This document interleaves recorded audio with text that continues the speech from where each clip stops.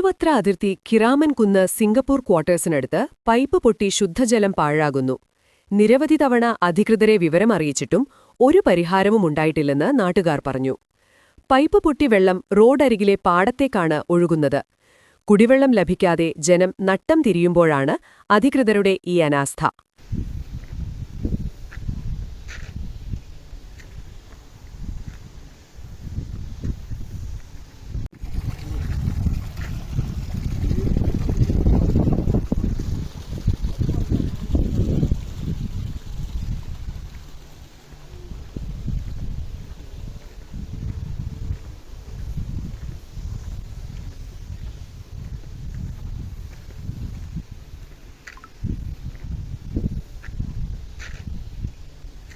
ഗുരുവായൂർ മണ്ഡലത്തിലെ നാട്ടുവാർത്തകളുമായി circle live news.